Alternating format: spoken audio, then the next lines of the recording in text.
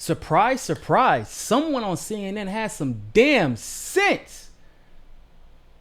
Hot damn Bojangles. I know. Hey, even a blind squirrel finds a nut every once in a while. Let's talk about it.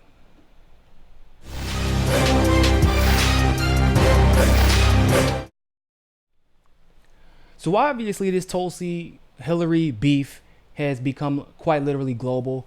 It is being talked about on Twitter nonstop. Stole all the news headlines this weekend. Stole every story this weekend.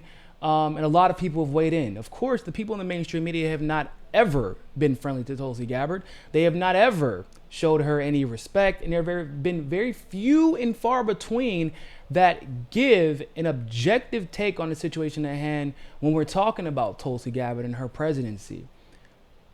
We have found one of those rare gems of objectivity. We found it. Let's take a listen. A response, let me read it. She said, quote, "Great, thank you, Hillary Clinton. You, the queen of warmongers, embodiment of corruption and personification of the rot that has sickened the Democratic Party for so long, have finally come out from behind the curtain. From the day I announced my candidacy, there has been a concerted campaign to destroy my reputation. We wondered who was behind it and why. Now we know it was always you, through your proxies and powerful allies in the corporate media and war machine, afraid of the threat I pose. It's now clear that this primary is between you and me. Don't cowardly hide behind your proxies. Join the race directly." Now, there is a bigger foreign policy debate to be had, and Tulsi Gabbard very aggressively talks about ending the forever wars. She's a veteran. She has standing to say that. Now she's saying, Hillary Clinton, you're behind the smear campaign against me. Join the race. It's you against me. Yeah, so they're not friends right now. Listen, Gabbard's statement is a little overwrought, but she has every right to defend herself. A former Secretary of State is just declaring her to be a Russian asset. That is deeply unfair. And if you have a problem with the way that Donald Trump smears people, well, you need to take a look at Hillary Clinton, because what she just did to Tulsi is no better than what Donald Trump does to people all the time. And Hillary Clinton goes on. I don't even know what to say to that, because, well, and if she's a progressive, can one of you all let me know? I've never seen her before, so I could be mistaken. But rarely, if ever, do I hear an establishment voice on CNN give an objective take of Tulsi. But I think it's even more important to point out, she didn't just give an objective take of Tulsi. Somebody finally gave an objective take of Hillary Clinton in a beef with somebody else.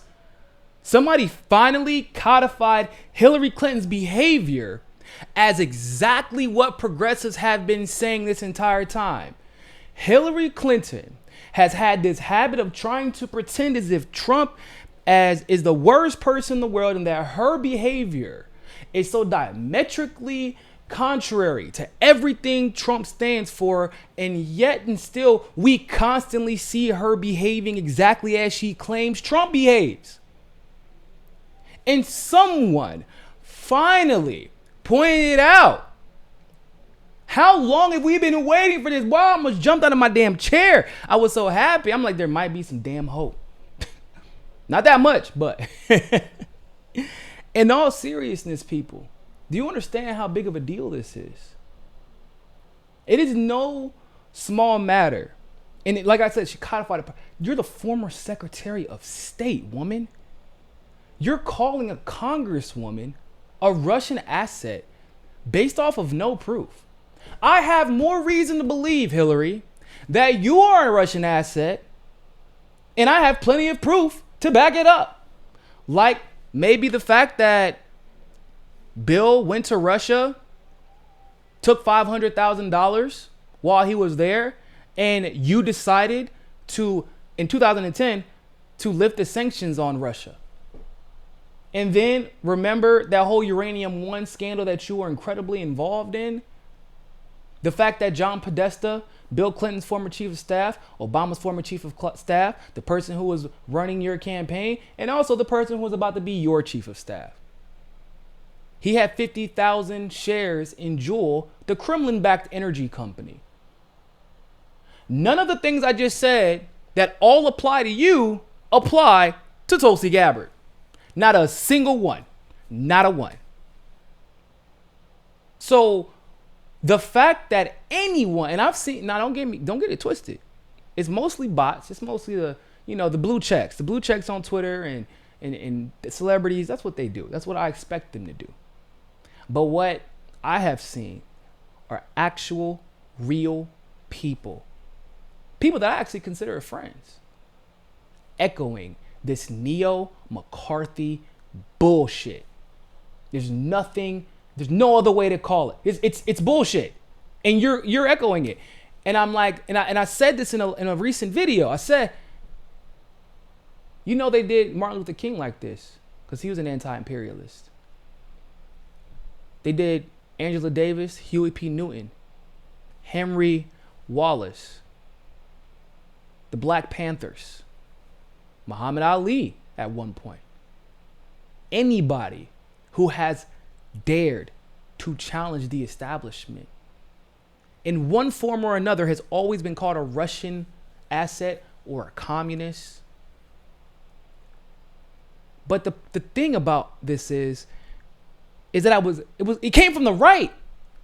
These were the Reagan Republicans pushing this Red Scare nonsense. These are the Trumans, even though Truman's a Democrat, but like he's basically was a Republican. There's nothing really democratic about him, even back then.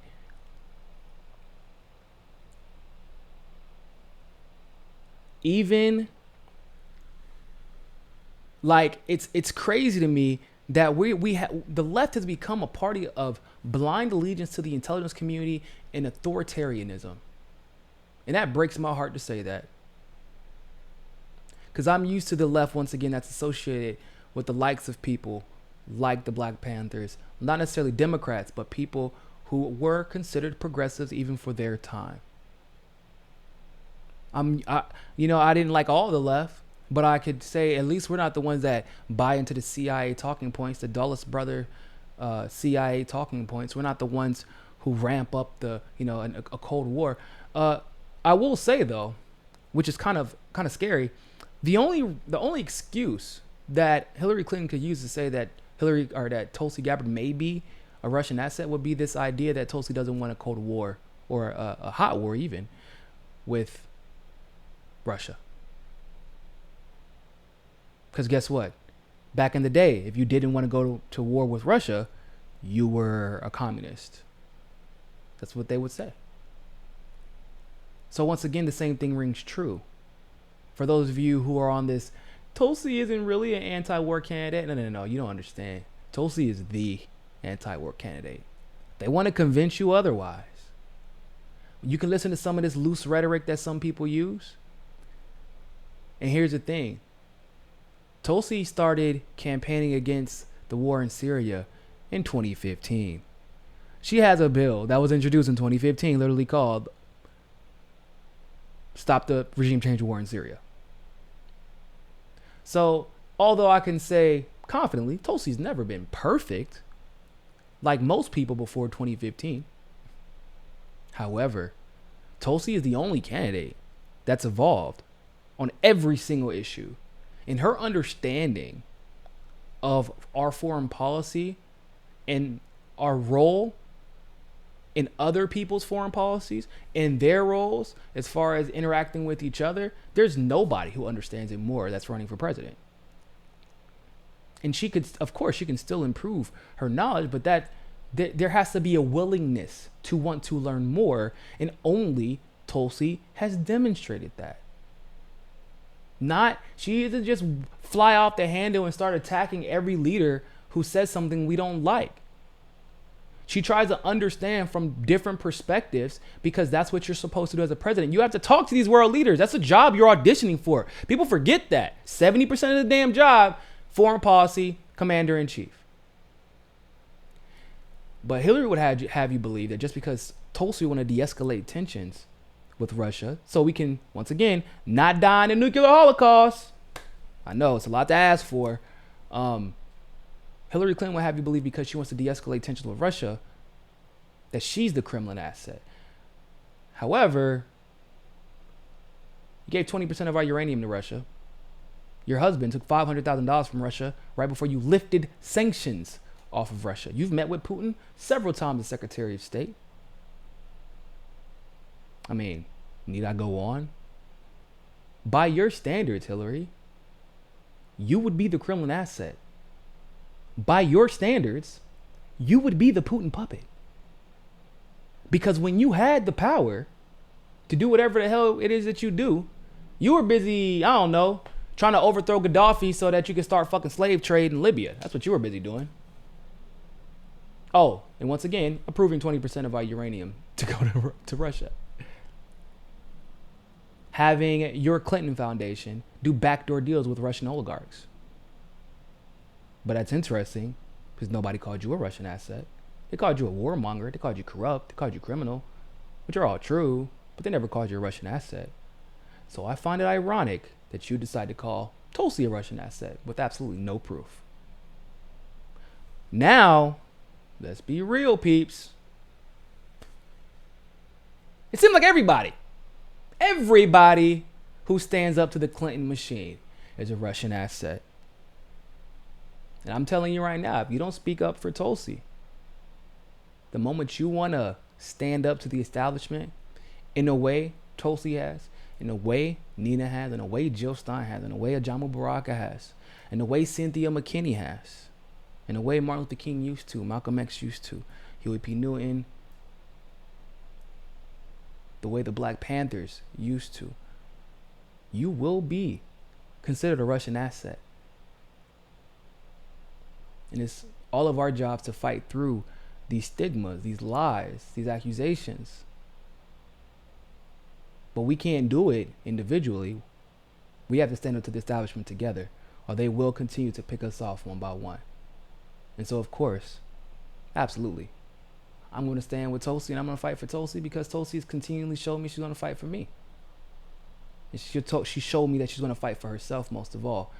And hell, if you're not going to fight for yourself, I damn sure know you're not going to fight for me. So it is always helpful to see that she's willing to fight for herself and for us. With that being said, ladies and gentlemen, I would love to know what your thoughts are about this. Like, share, comment below, and always remember, more than anything else, find your balance. Peace. Hey, don't forget to hit that subscribe button if you like that segment of Mikasa Sukasa. Also, you can help us upgrade the studio and take this show on the road to cover the on-the-ground politics that you love by clicking on that GoFundMe link in the description and donating literally anything.